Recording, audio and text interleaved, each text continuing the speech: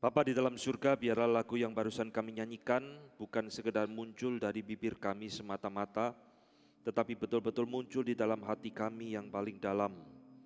Karena hati kami sebenarnya akan hampa, hati kami dan hidup kami menjadi kering tanpa Tuhan hadir di dalamnya. Oleh sebab itu ya Tuhan, kami datang sekali lagi memohon belas kasihan Tuhan ketika kami akan merenungkan sebagian dari firman Tuhan. Firman yang sudah jarang dikotbahkan, firman yang sudah jarang diajarkan di dalam banyak gereja.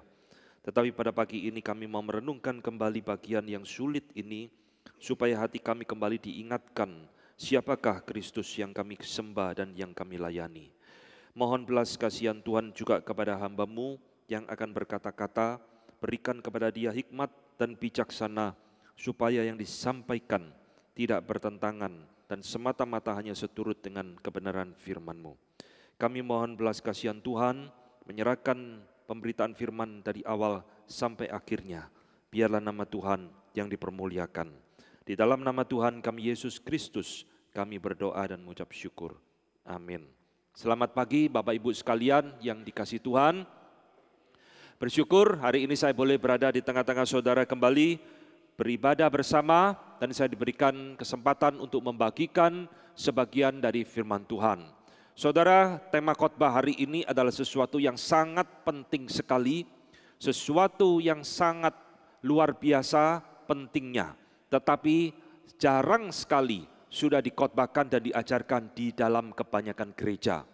Banyak gereja sekarang sudah melupakan pengajaran-pengajaran yang penting, pilar-pilar di dalam iman Kristen, dan hanya mau mengkhotbahkan tema-tema yang praktis-praktis saja. Itulah sebabnya di dalam pelayanan saya selama lebih dari 20 tahun ini, saya menemukan banyak anak-anak Tuhan tidak mengerti fondasi kekristenan dengan kokoh. Digoncang sedikit oleh orang lain, oleh orang yang menyerang kekristenan, langsung kelimpungan, langsung kebingungan, dan tidak bisa menjawab. Maka tema hari ini, sungguhkah Allah pernah mati, menjadi tema yang bersifat apologetika, yaitu satu penjawaban iman kita, jawaban iman kita terhadap pertanyaan yang sering dilontarkan oleh orang-orang di luar kekristenan. Saudara, untuk itu mari saya mengajak saudara membaca Filipi pasal kedua. Kita membaca ayat yang kelima, mulai ayat yang kelima sampai ayat yang ke-11. Bagian ini bagian yang sangat indah dan penting luar biasa. Filipi 2 ayat ke-5 sampai ayat ke-11. Saya akan membacakan, saudara mengikuti di dalam hati. Hendaklah kamu dalam hidupmu bersama menaruh pikiran dan perasaan yang terdapat juga dalam Kristus Yesus, yang walaupun dalam rupa Allah tidak menganggap kesetaraan dengan Allah itu sebagai milik yang harus dipertahankan, melainkan telah mengosongkan dirinya sendiri dan mengambil rupa seorang hamba dan menjadi sama dengan manusia. Dan dalam keadaan sebagai manusia, ia telah merendahkan dirinya dan taat sampai mati, bahkan sampai mati di kayu salib. Itulah sebabnya Allah sangat meninggikan dia dan mengaruniakan kepadanya nama di atas segala nama, supaya dalam nama Yesus bertekuk lutut segala yang ada di langit dan yang ada di atas bumi dan yang di bawah bumi, dan segala lidah mengaku Yesus Kristus adalah Tuhan bagi kemuliaan Allah Bapa. Saudara yang dikasihi oleh Tuhan, kira-kira 100 tahun yang lalu, seorang filsuf Jerman yang bernama Friedrich Nietzsche mencetuskan satu pemahaman filsafat yang dikenal dengan istilah God is dead, Allah sudah mati. Apakah Friedrich Nietzsche betul-betul percaya Allah sudah mati? Saudara, pengertian Friedrich Nietzsche di dalam pengajarannya filsafat God is dead itu sama sekali tidak menjawab apa yang akan kita khotbahkan pada pagi ini. Karena di dalam filosofi daripada Nietzsche, Allah sudah mati bukan menjelaskan Alkitab, tetapi justru itu penghinaan terhadap iman Kristen. Allahnya orang Kristen sudah mati. Berarti kita manusia bebas, tidak lagi terikat oleh hukum, tidak terikat lagi oleh firman, karena Allah yang dikenal dan disembah oleh orang Kristen sudah mati, sudah game over. kita tidak lagi membutuhkan Dia. Kita hidup menurut cara dan pemikiran manusia semata-mata. Saudara yang dikasihi Tuhan, memang di dalam banyak hal, kekristenan adalah iman yang unik, yang berbeda dengan semua agama-agama di dalam dunia ini. Di dalam kekristenan ada doktrin Trinitas yang tidak ada di dalam semua agama lain. Di dalam kekristenan ada Allah yang berinkarnasi jadi manusia yang tidak ditemukan di dalam agama lain. Di dalam kekristenan kita mengenal, di dalam iman kita Allah pernah mengalami kematian. Saudara, ini sesuatu yang tidak gampang diterima oleh akal sehat manusia. Agama-agama di dalam dunia selalu mempertanyakan dan menyerang, mengapa Allah di dalam iman Kristen dikatakan pernah mengalami kematian? Allah kok mati? Allah mestinya tidak bisa mati. Maka doktrin tentang Allah yang pernah mati ini sesuatu yang tidak masuk akal. Saudara-saudara, banyak iman di luar kekristenan yang menyerang dan mempertanyakan satu pengajaran yang begitu krusial ini. Allah pernah mengalami kematian. Saudara-saudara, bukan hanya orang-orang di luar kekristenan yang mengalami kesulitan untuk memahami Allah pernah mengalami kematian. Bahkan di dalam tubuh kekristenan, di dalam gereja mula-mula, banyak bidat-bidat di dalam kekristenan yang juga sulit dan tidak bisa menerima bahwa Allah pernah mengalami kematian. Di dalam awal abad kedua, di situ muncul satu bidat yang bernama Gnosticism. Saudara, bidat Gnosticism adalah bidat yang saya sebut paling tua dari semua bidat yang pernah muncul di dalam sejarah gereja. Bidat ini itu merupakan campuran dari kekristenan, filsafat Yunani, Buddhisme, semua dicampur jadi satu. Dan mereka salah satu doktrin yang terkenal adalah mengatakan Allah itu adalah roh yang tidak mungkin pernah menjelma menjadi manusia. Itulah sebabnya di dalam pandangan bidat Gnosticism, mereka sangat menolak, sangat menyangkal Allah pernah mengalami kematian. Karena Allah tidak mungkin masuk di dalam tubuh manusia. Karena roh itu adalah sesuatu yang baik, sedangkan tubuh atau materi sesuatu yang jahat dan berdosa. Maka tidak mungkin yang baik itu mau masuk ke dalam tubuh manusia yang kotor dan najis ini. Saudara, itulah sebabnya ya, di dalam gereja mula-mula, bidat Gnosticisme mau menyaingi kekristenan yang sejati. Mereka menulis berbagai Injil-Injil palsu, di antaranya adalah The Gospel of Peter, Injil Petrus. Di dalam Alkitab kita tidak ada namanya Injil Petrus. Injil cuma ada 4. Tapi muncul di gereja mula-mula The Gospel of Peter yang menyangkali kematian Kristus. Saudara, di dalam Gospel of Peter atau Injil Petrus dikatakan Yesus tidak mati, tetapi dia diangkat ke surga. Dia tidak mengalami kematian di atas kayu salib. Lalu muncul satu kitab lain yang juga masih dari Gnosticism, yaitu The Acts of John, kisah dari murid Tuhan Yesus Yohanes. Saudara, di dalam The Acts of John dikatakan pada waktu penyaliban Tuhan Yesus, Yesus yang asli menampakkan diri kepada Yohanes sang murid di sebuah gua. Ini berarti menunjukkan, lalu Yohanes tanya, "Loh, kalau begitu yang disalib itu siapa?" Itu adalah orang lain. Berarti Yesus tidak pernah mati, Yesus tidak pernah mengalami penyaliban. Saudara, di dalam kitab Gnostik yang lain, Egyptian Gnostic Basilides atau Injil Gnostik Basilides, di situ dikatakan yang mati di kayu salib bukan Tuhan Yesus, melainkan Simon orang Kirene yang mengangkut salib Tuhan Yesus, itulah sekaligus disalibkan. Jadi saudara lihat, ini adalah beberapa Injil-Injil Gnostik yang pernah muncul di dalam sejarah gereja, yang semua memiliki penyangkalan Kristus tidak pernah mengalami kematian.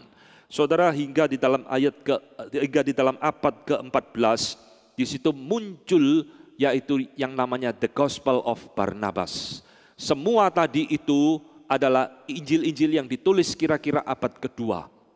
Tetapi di dalam abad ke-14 muncul sebuah Injil yang baru yang menggoncangkan dunia kekristenan dan gereja. Injil itu adalah The Gospel of Barnabas. Saudara, Injil ini juga adalah Injil yang palsu. Tidak ada di dalam Alkitab kita. Dan di dalam Injil Barnabas dikatakan, yang mati di salib itu adalah Yudas Iskariot. Saudara, Injil Barnabas ini memang sangat dipengaruhi oleh agama sebelah. Dan kita tahu Injil ini akhirnya menjadi favorit untuk menyerang kekristenan. Bahwa yang mati di salib bukan Yesus Kristus seperti yang kita percayai, tetapi adalah Yudas Iskariot. Saudara, pengantar ini akan membukakan wawasan kepada kita. Tidak semua orang bisa menerima Allah pernah mengalami kematian. Hari ini saya akan mengkhotbahkan dari Filipi pasal kedua. Satu bagian yang sangat penting sekali, tetapi jarang sekali dikhotbahkan di dalam kebanyakan gereja. Saudara sebagai orang Kristen, saudara mengaku anak Tuhan, saudara mengklaim diri sebagai orang percaya, saudara harus mengerti betul-betul apa yang akan saya khotbahkan pada hari ini. Karena ini sesuatu yang penting yang akan melendakkan fondasi iman kekristenan di dalam hidupmu. Saudara-saudara, Alkitab mengatakan kepada kita, meskipun dunia sulit mengerti, menerima Allah pernah mengalami kematian, tetapi Alkitab di dalam berbagai kitab perjanjian baru dengan jelas berulang kali mengatakan Allah pernah mengalami kematian. Iman Kristen selalu bertentangan dengan akal pikiran manusia yang berdosa. Semua pengajaran, semua doktrin kalau dipikirkan tidak pernah sejalan dan bahkan melampaui apa yang pernah dipikirkan manusia. Tidak mungkin seorang perawan melahirkan anak. Alkitab ngomong mungkin. Tidak mungkin Allah bisa mengalami kematian. Alkitab mengatakan Allah pernah mengalami kematian. Saudara, salah satu jawaban yang diberikan di dalam Alkitab untuk menjelaskan betulkah Allah pernah mengalami kematian adalah di dalam Filipi pasal kedua yang tadi kita baca. Perikop tadi yang kita baca itu disebut oleh beberapa pentafsir Alkitab sebagai Hymn of Christ, pujian tentang Kristus. Berarti saudara, perikop yang tadi kita baca ini itu adalah apa yang dipercayai oleh gereja mula-mula. Hymn of Christ adalah satu pemahaman tentang Kristus yang dipercayai oleh gereja awal. Bahkan sebelum Paulus sendiri sudah bertobat. Sehingga Paulus di dalam bagian ini menuliskan di dalam Filipi, Paulus hanya mencuplik, Paulus hanya mengutip apa yang sudah ada beredar di gereja mula-mula. Lalu dia berikan di dalam surat Filipi ini. Mengapa dia mencuplik? Mengapa dia mengutip Hymn of Christ ini? Karena di dalam jemaat Filipi, di situ terjadi konflik peperangan, perpecahan antara dua pemimpin gereja. Sehingga Paulus tadi di dalam ayat kelima memberikan nasihat, hendaklah hidupmu meneladani Kristus. Lalu dia menjelaskan di dalam dan melalui Hymn of Christ ini. Saudara, hari ini saya akan menguraikan apa yang Paulus berikan di dalam Filipi pasal kedua ini. Ini penjelasan Paulus memberikan kepada kita logika urutan mengapa iman Kristen percaya Kristus yang adalah Allah pernah mengalami kematian. Yang pertama saudara lihat, Paulus membuka Hymn of Christ ini dengan satu statement bahwa Kristus adalah Allah. Ini penting luar biasa. Paulus memulai mengutip Hymn of Christ ini dengan satu titik berangkat, Kristus adalah Allah. Dia mengatakan Kristus yang adalah rupa Allah. Di dalam bahasa Inggris menggunakan the form of God. Apa maksud dari kalimat ini? Kristus adalah rupa Allah. Bukankah Allah tidak punya rupa? Bukankah Allah tidak memiliki bentuk, form? Lalu apa artinya Paulus mengatakan Kristus adalah rupa Allah itu sendiri? Saudara-saudara, penjelasan yang paling baik diberikan bahwa kalimat Kristus adalah dalam rupa Allah, ini menunjuk kepada kesamaan natur dan hakikat Kristus dengan Allah itu sendiri. Ini jawabannya. Ketika Paulus mengatakan Kristus yang adalah dalam rupa Allah, Paulus sedang mengatakan Kristus itu memiliki hakikat, memiliki natur yang sama dengan Allah itu sendiri. Di gereja ini banyak keluarga-keluarga punya anak, bukan? Kadang-kadang kita tidak saling mengenal satu keluarga dengan keluarga yang lain. Ini anaknya siapa, khususnya guru-guru sekolah minggu. Apalagi kalau ada jemaat baru datang bawa keluarga anak-anak. Saudara lihat anaknya, saudara akan tahu siapa bapaknya. Kira-kira begitu. Wah, ini dableknya anaknya, persis dulu bapaknya. Dulu bapaknya sekolah minggu juga dableknya persis kayak anaknya. Nah itulah. Jadi anak itu adalah rupa bapaknya sendiri. Memiliki natur dan hakikat yang sama. Saudara, Paulus di dalam bagian ini ingin mengatakan kepada kita, Kristus yang adalah rupa Allah, berarti dia memiliki hakikat dan esensi yang sama dengan Allah itu sendiri. Ini diperkuat dengan ayat 6 bagian belakang.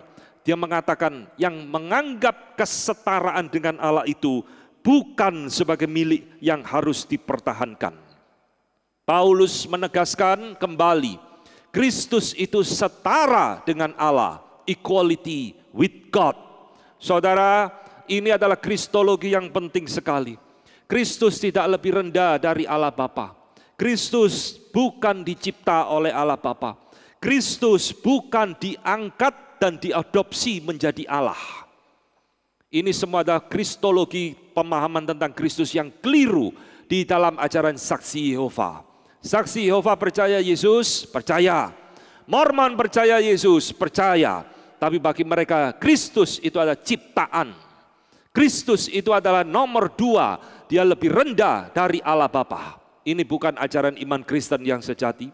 Karena Paulus di dalam bagian ini dengan jelas mengatakan, Kristus adalah rupa Allah dan dia dikatakan setara dengan Allah itu sendiri. Saudara, Kristus adalah Allah pada dirinya sendiri. Dia bukan diangkat jadi Allah. Dia adalah anak Allah pada dirinya sendiri di dalam relasi dengan Bapa sejak di dalam kekekalan. Mengapa orang percaya disebut anak Allah? Kristus juga disebut anak Allah. Bedanya apa? Saudara, kita disebut anak Allah karena kita diadopsi menjadi anak Allah. Ngerti? Kristus adalah anak Allah bukan karena adopsi, karena memang hakikat dan natur dia adalah anak Allah. Ini yang membedakan, saudara. Itulah sebabnya kita berbeda disebut dengan anak Allah dengan Kristus. Karena kita diadopsi bukan karena natur kita adalah anak Allah. Lalu Paulus dalam ayat ini berarti mengatakan Yesus adalah rupa Allah. Dia setara dengan Allah. Ini sama dengan apa yang Yohanes katakan di dalam pasal 1 ayat ke-1. Saudara, Yohanes 1 ayat 1 adalah firman Tuhan yang penting luar biasa. Pada mulanya adalah firman. Firman itu bersama-sama dengan Allah. Dan firman itu adalah Allah sendiri. Ini bicara di dalam kekekalan. Yesus sejak kekal, dia adalah Allah. Yesus sejak di dalam kekekalan, dia adalah rupa Allah. Yesus sejak di dalam kekekalan, dia adalah setara dengan Allah. Ini yang Paulus ingin katakan di dalam ayat yang ke-6. Dengan kata lain, Yesus adalah Allah pada dirinya sendiri. Dia adalah pribadi kedua dari Allah Tritunggal. Meskipun di dalam Allah Tritunggal, kita selalu menyebut Allah Bapa terlebih dahulu, lalu Allah Anak, lalu Allah Roh Kudus. Ini tidak menunjukkan ordo tingkatan-tingkatan, saudara. Allah anak adalah Yesus Kristus, Sang Firman itu sendiri yang Yohanes katakan setara dengan Allah di dalam Filipi pasal kedua ayat yang ke-6. Mas saudara, ini adalah pemahaman yang harus kita pegang baik-baik di dalam hidupmu sebagai orang percaya. Siapakah Yesus? Yesus adalah Allah itu sendiri.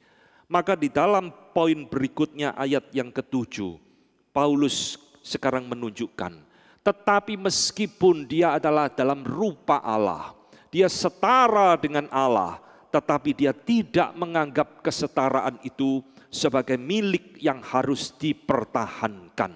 Melainkan dia mengosongkan diri dan mengambil rupa seorang hamba. Saudara yang dikasihi Tuhan, Paulus sekarang berbicara tentang inkarnasi. Yesus yang adalah rupa Allah sekarang tidak menganggap kesetaraan dengan Allah itu sebagai milik yang harus dia pertahankan. Di dalam bahasa aslinya, apa arti milik yang harus dipertahankan ini? Saudara-saudara, kata ini hanya muncul satu kali di dalam perjanjian baru kita dan tidak pernah muncul di dalam semua kitab-kitab perjanjian baru. Sebagai milik yang harus dipertahankan, itu artinya adalah something to be exploited for his own selfish advantage. Artinya meskipun Yesus adalah Allah, dia tak pernah mengeksploitasi kesetaraan dengan Allah itu untuk kepentingan dirinya sendiri yang bersifat egoistik. Ini artinya saudara. Saudara, banyak orang kalau sudah di dalam posisi dan jabatan tertentu baru muncul sifat aslinya. Dulu sebelum punya jabatan, belum punya kuasa, baik-baik. Setelah punya jabatan dan kuasa, mulai muncul natur sifat aslinya. Mulai korupsi, mulai menindas, mulai berbuat banyak kejahatan. Memakai jabatan dan kuasa untuk mendatangkan keuntungan bagi dirinya sendiri. Ini yang dimaksudkan oleh Paulus. Kristus tidak seperti itu. Meskipun dia adalah Allah, meskipun dia adalah setara dengan Allah, tapi dia tidak mempertahankan dan mengeksploitasi semua hak istimewa itu untuk dirinya sendiri. Maka saudara-saudara, Tuhan Yesus dikatakan di dalam ayat ke-7, melainkan dia telah mengosongkan diri dan mengambil rupa seorang hamba. Perhatikan Paulus sekarang menggunakan kata rupa yang kedua kalinya. Tadi di depan dia mengatakan, Kristus adalah rupa Allah. Sekarang dia mengatakan Kristus mengosongkan diri, mengambil rupa seorang hamba. Dua kali rupa muncul. Rupa Allah, rupa seorang hamba. Saudara, apa maksud Paulus mengatakan kalimat ini? Banyak orang salah mentafsir Filipi 2 ayat ke-7 dan mengatakan, oh berarti Yesus mengosongkan diri, berarti dia menanggalkan semua sifat Allahnya, dia lalu berubah jadi manusia biasa. Ini tafsiran yang keliru. Tafsiran yang lebih tepat adalah menanggalkan, mengosongkan diri, berarti Kristus itu bukan menanggalkan keilahiannya. Kristus tidak pernah berhenti menjadi Allah, tetapi Kristus justru menambahkan natur manusia di dalam pribadinya. Sekarang saya harus menjelaskan kepada saudara prinsip-prinsip penting tentang Kristus, supaya saudara mengerti Kristus yang saudara sembah itu siapa. Saya tidak ingin saudara menjadi orang Kristen yang hanya mengenal Yesus ketika saudara sakit lalu disembuhkan. Ketika saudara ada problem lalu ditolong. Haleluya, puji Tuhan. Lalu ketika ditanya, siapa Kristus? Tidak tahu. Pokoknya Yesus sembuhkan saya. Pokoknya Yesus tolong saya. Itu yang saya mau tahu. Tidak. Kita tidak boleh menjadi orang Kristen seperti ini, saudara. Saudara harus mengenal siapa Yesus yang dinyatakan di dalam Alkitab dengan tepat dan benar. Maka hari ini Paulus mengingatkan kepada Kristus, kepada kita. Yesus Kristus yang adalah rupa Allah, sekarang dia menjadi rupa seorang hamba. Sama seperti arti kata rupa Allah, berarti dia memiliki sifat satu hakikat dengan Allah. Maka rupa seorang hamba di sini artinya juga sama. Kristus sekarang memiliki natur sebagai seorang manusia. Saudara, inilah yang harus kita kenali baik-baik. Banyak orang bingung tentang Kristus, siapa Kristus.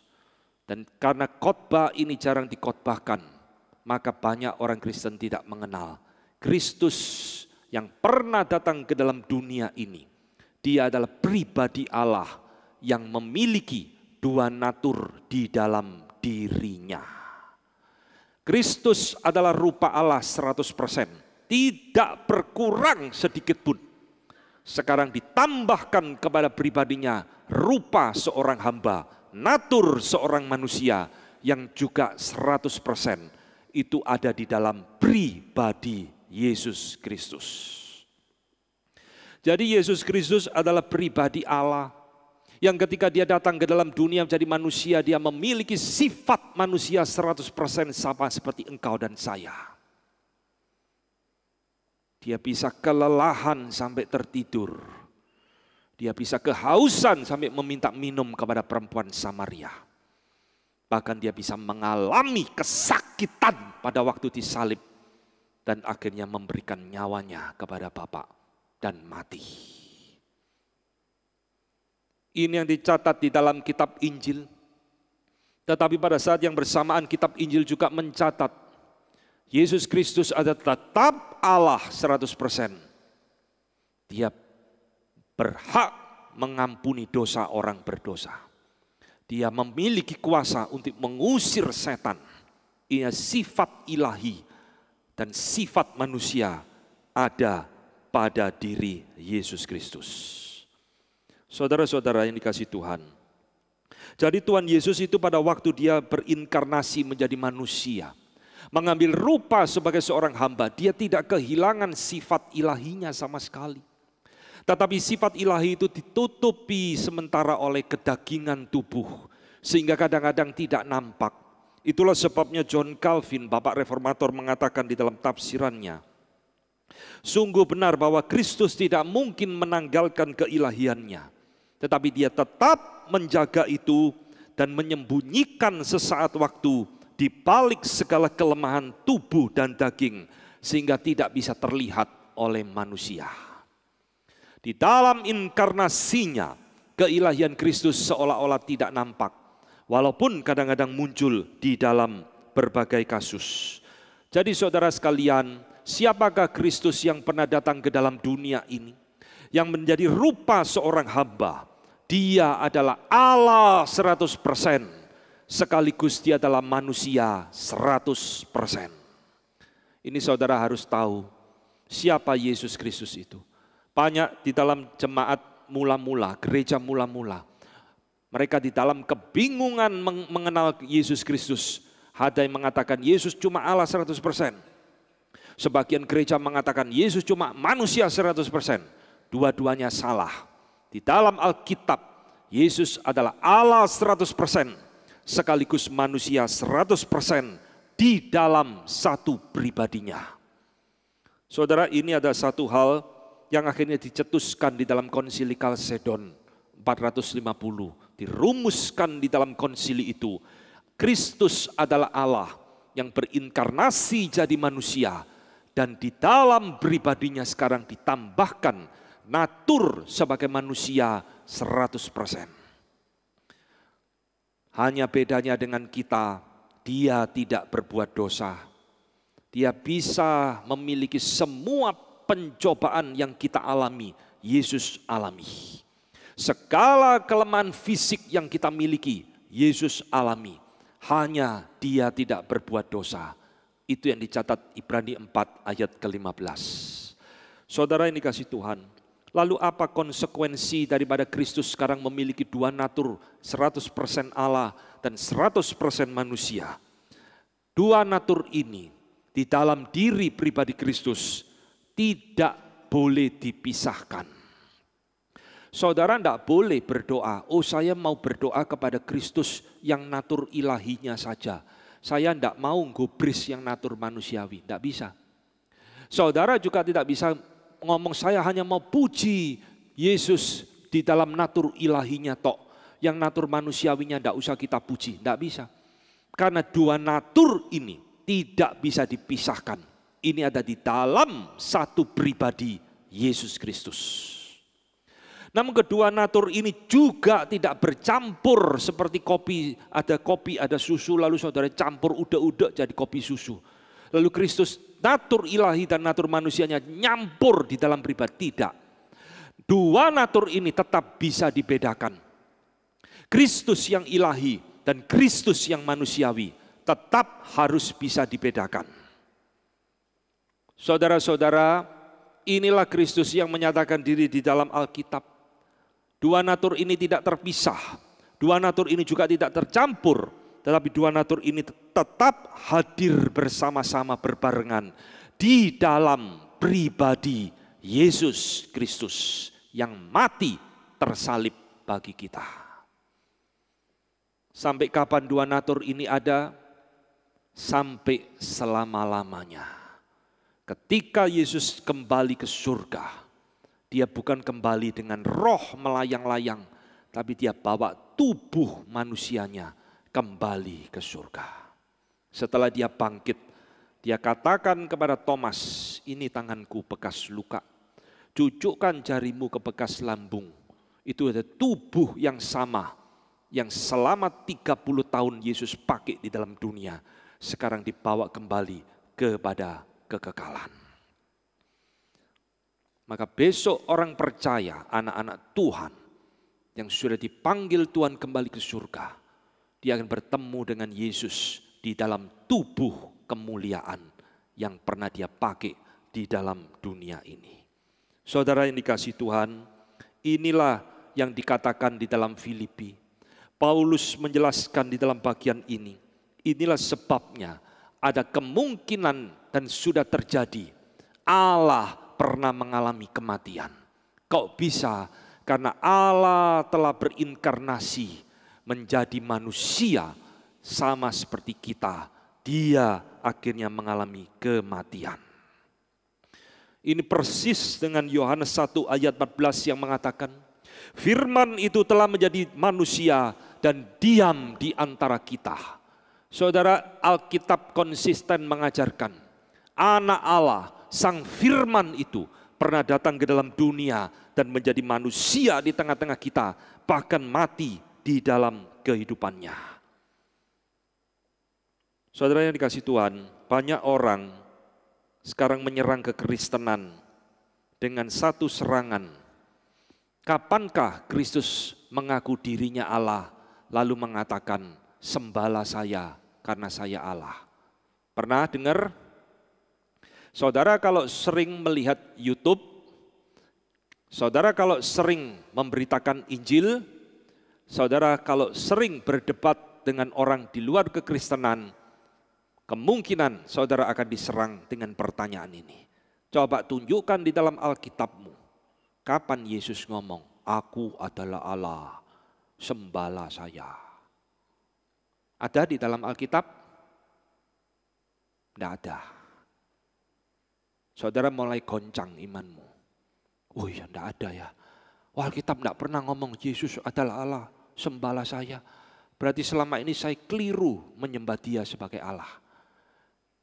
Saudara kalau digoncang orang, jangan cepat-cepat goncang. Goncang dia balik. Di dalam Alkitab, Yesus juga tidak pernah ngomong, saya bukan Allah, jangan sembah saya. Juga tidak ada. Tetapi hari ini saya mau tunjukkan kepada saudara. Yesus Kristus berulang kali mengklaim dirinya. Dia adalah Yehova sendiri. Dari mana? Dari Injil Yohanes. Di dalam Injil Yohanes ada 7 perkataan, 7 saying of I am. 7 perkataan I am. Aku adalah. Aku adalah gembala yang baik. Aku adalah terang dunia. Aku adalah pintu. Aku adalah pokok anggur. Aku adalah jalan kebenaran dan hidup dan sebagainya. Ada 7 perkataan I am, I am. Saudara, kenapa Tuhan Yesus mengklaim diri dengan kalimat I am? Karena nama I am ini, itu adalah nama Allah kita. Ketika Musa di dalam Keluaran 3 ayat 14, diutus oleh Tuhan kembali ke Mesir, bawa umatku pulang. Musa tanya kepada Tuhan, Tuhan, nanti kalau bangsa Israel tanya kepada saya, siapa nama Allah yang mengutusmu membawa kami keluar dari Mesir?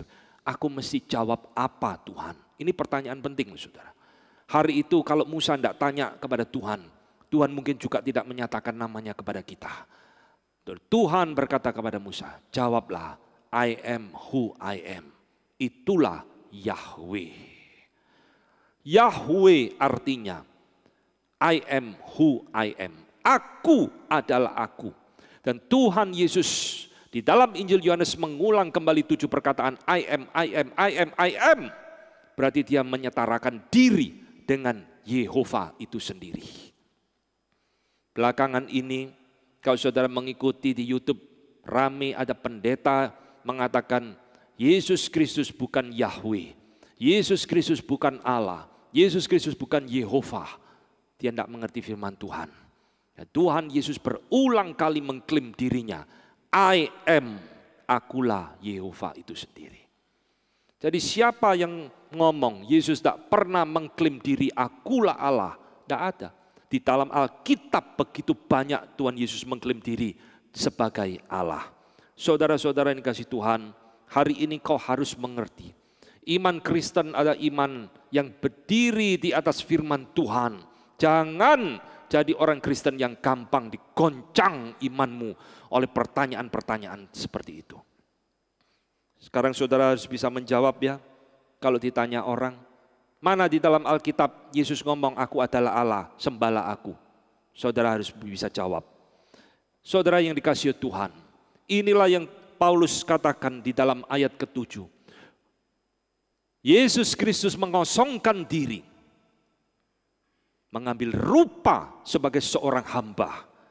Bahkan dia taat dan mati di atas kayu salib. Ini ayat yang ke-8. Sekarang Paulus menjawab pertanyaan tema khotbah kita hari ini. Betulkah Allah pernah mengalami kematian? Betul, kata Paulus. Kok bisa? Padahal Allah mestinya tidak bisa mati. Karena Allah pernah datang ke dalam dunia.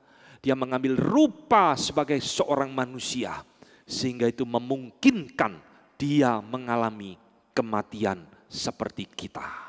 Dan di dalam keadaannya sebagai manusia, ia telah merendahkan dirinya dan taat sampai mati, bahkan sampai mati di kayu salib. Ini jawabannya. Jadi saudara sekalian, Paulus tidak langsung mengatakan Yesus pernah mati lalu selesai. Tidak. Dia memberikan logika, dia memberikan ordo, urut-urutan. Mengapa iman Kristen percaya Allah bisa mengalami kematian? Sebab dia pernah datang ke dalam dunia menjadi manusia dan di dalam keadaannya sebagai manusia dia mati di atas kayu salib. Pertanyaan yang lebih penting bagi kita yang sering kali kita sudah lupakan. Mengapa Kristus harus jadi manusia dan mengapa Kristus harus mengalami kematian? Ini pertanyaan yang tidak kalah penting dengan tema kita hari ini. Saudara-saudara, Kristus harus jadi manusia karena dia adalah pengantara antara kita dengan Allah. Kalau seorang pengantara apapun, dia harus memiliki 2 keterampilan. Tadi di dalam kebaktian pertama saya mengatakan, kalau ada orang dari Tiongkok datang ngomong kepada saya bahasa Indonesia, dia bahasa Mandarin, tidak nyambung. Saya butuh Pak Satrio karena dia memiliki 2 kemampuan, bahasa Indonesia dan bahasa Mandarin, baru komunikasi tercipta. Kristus juga sama. Karena dia adalah pengantara mediator antara kita dengan Allah. Maka dia harus memiliki sifat Allah sekaligus sifat manusia di dalam dirinya. Sifat ilahinya mewakili Allah. Sifat kemanusiaannya mewakili engkau dan saya. Ini sesuatu yang tidak bisa dibantahkan. Maka Kristus harus memiliki dua natur di dalam dirinya, di dalam fungsi sebagai juru selamat atau Mesias.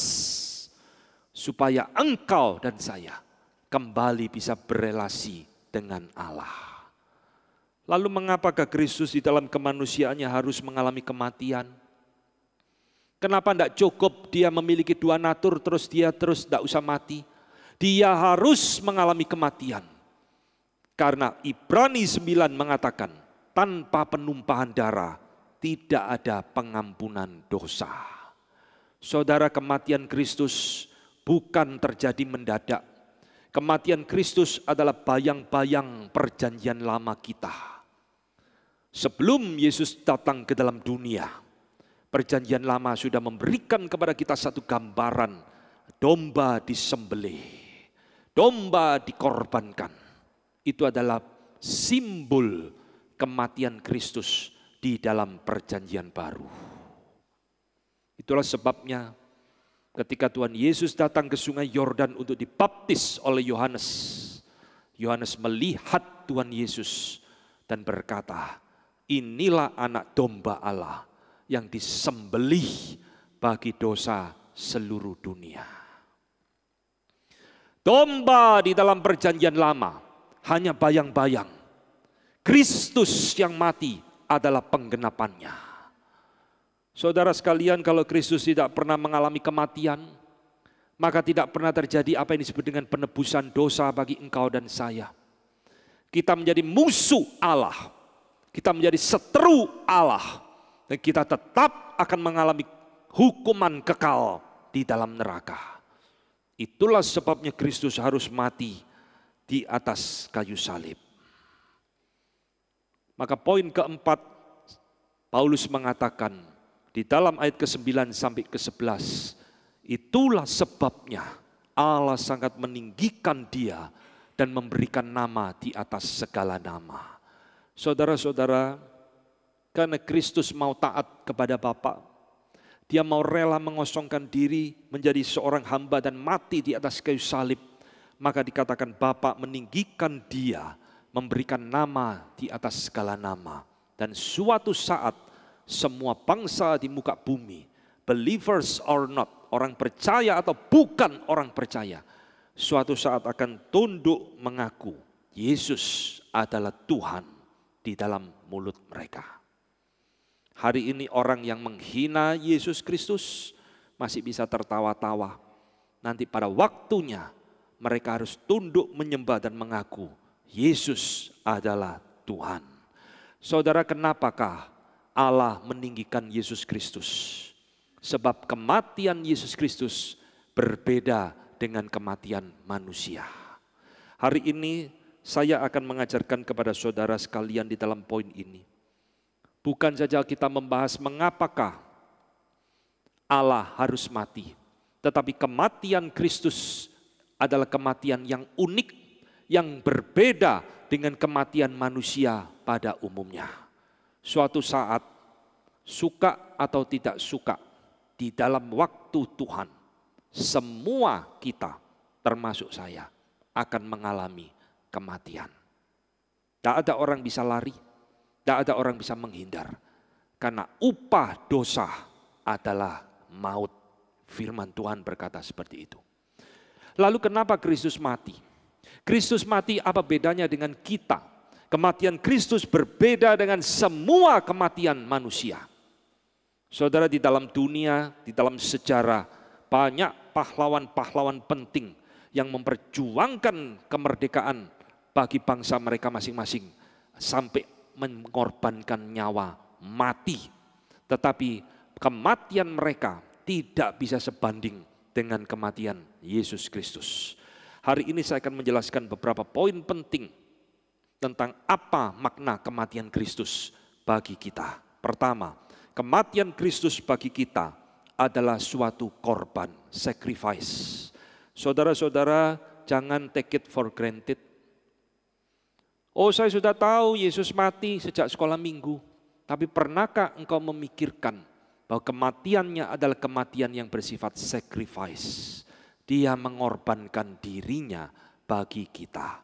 Ini bukan satu kewajiban Yesus mati. Ini bukan satu keharusan dia harus mati. Tetapi dia mengorbankan diri dan nyawanya dengan sengaja.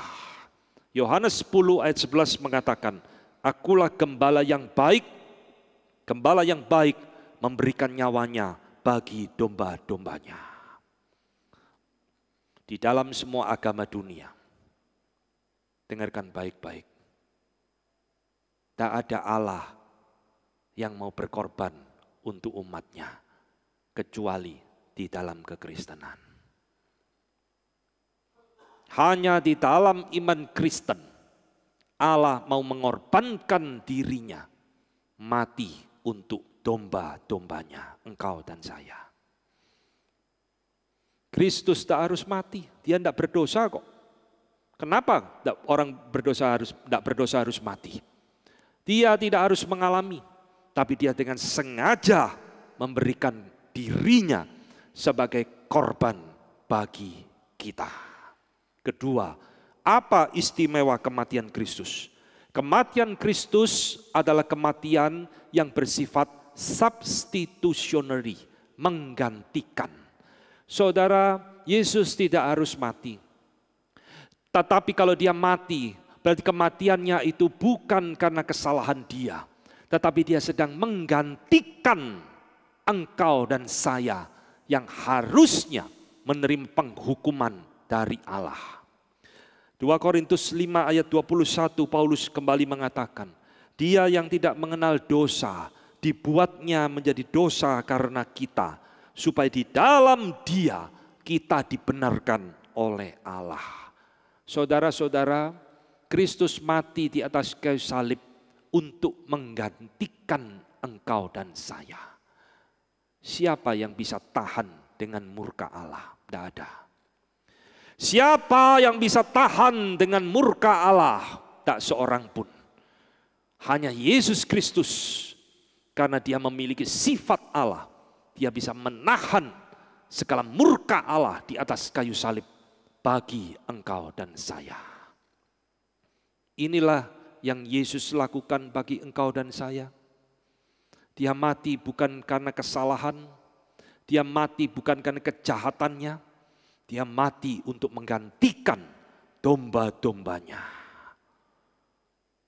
Kalau saudara kita disuruh mati menggantikan saudara kita sendiri pun, belum tentu kita mau. Tapi Allah begitu mengasihi kita, memberikan anaknya untuk menggantikan kita, supaya kita tidak mengalami penghukuman Allah. Yang ketiga, kematian Kristus yang unik adalah kematiannya itu adalah bersifat penebusan, redemptif. Saudara, menebus artinya apa? Menebus artinya membebaskan. Kristus mati bukan sekedar untuk menggantikan. Menggantikan dari apa? Menggantikan dari hukuman dosa.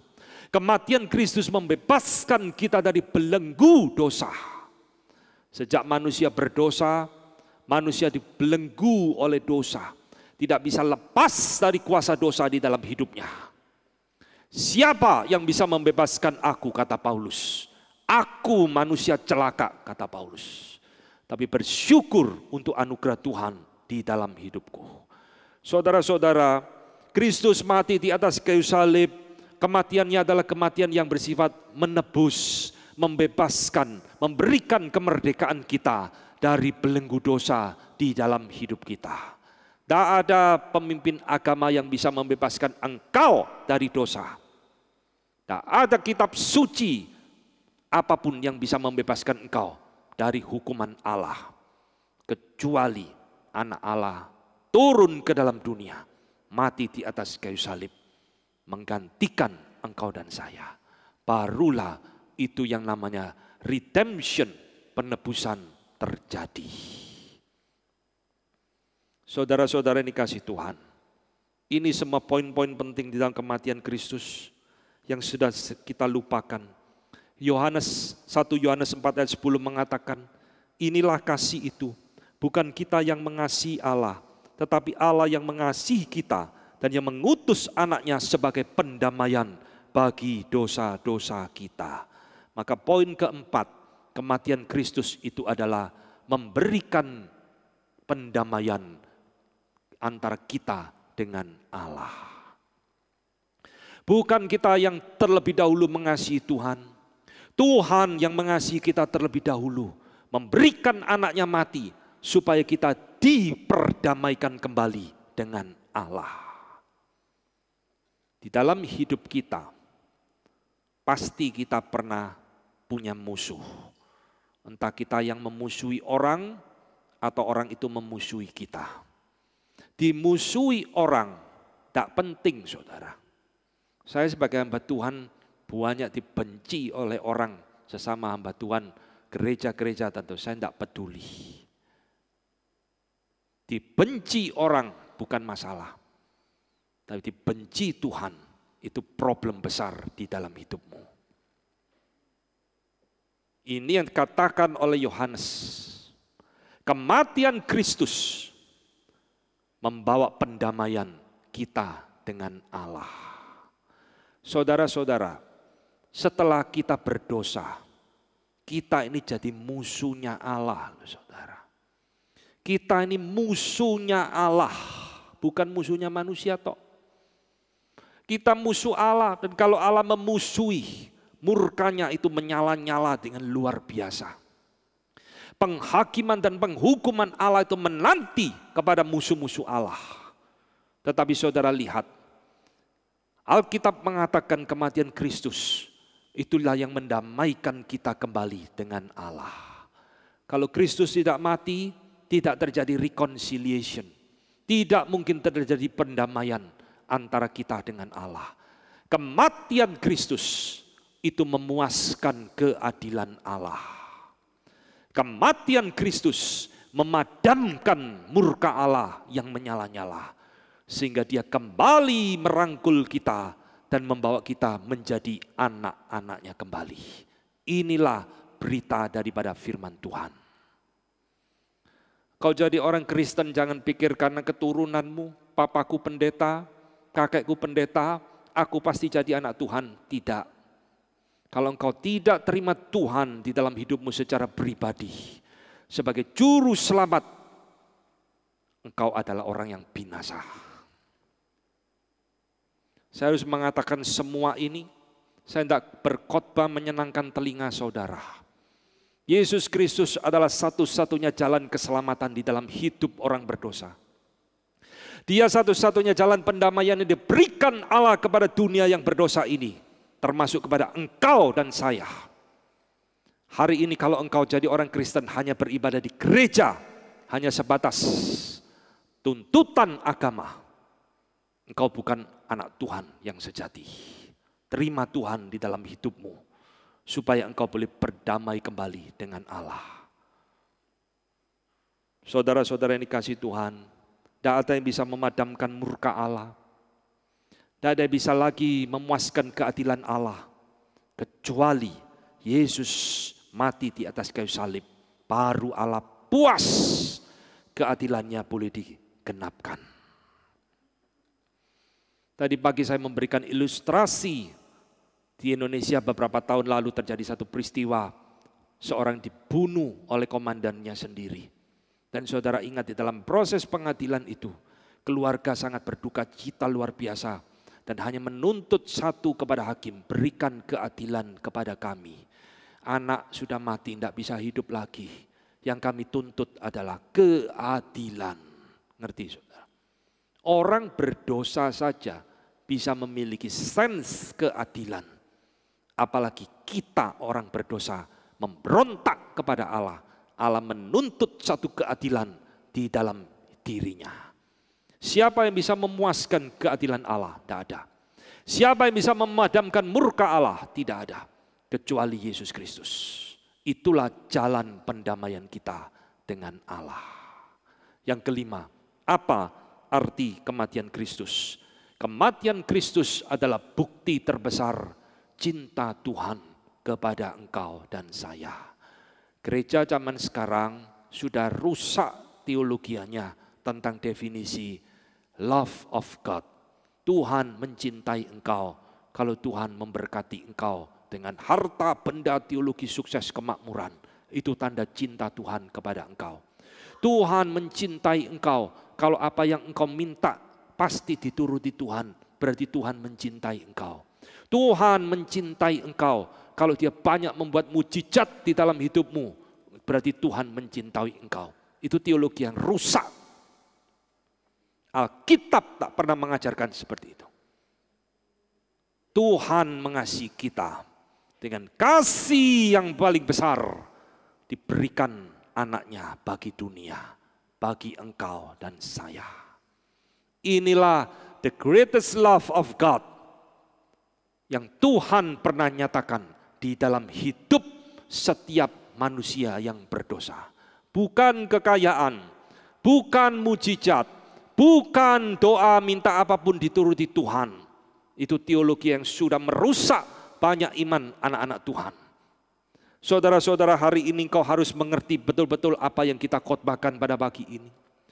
Hatimu harus kembali kepada Kristus yang benar. Hidupmu harus kau persembahkan kepada Kristus yang telah mati bagi engkau. Hari ini saya tidak mau hanya berkhotbah tentang Kristus yang sudah mati, tapi saya ingin menantang saudara pada pagi hari ini. Maukah engkau mempersembahkan hidupmu bagi Kristus yang sudah mati bagi engkau? Ini pertanyaan yang penting yang harus saudara renungkan. Untuk apa engkau hidup di dalam dunia? Jikalau engkau hidup di dalam kebinasaan. Untuk apa engkau punya umur yang panjang, tapi engkau tak melakukan apa-apa untuk Tuhanmu? Saudara, hari ini saya ingin engkau merenung baik-baik. Maukah engkau persembahkan hidupmu bagi Kristus yang sudah mati bagi engkau? Biarlah firman Tuhan hari ini kembali boleh menghangatkan jiwamu, membawa engkau kembali kepada berita Injil yang sejati. Amin. Mari kita tunduk kepala, kita berdoa. Bapa di dalam surga, kami bersyukur memiliki Allah seperti Engkau.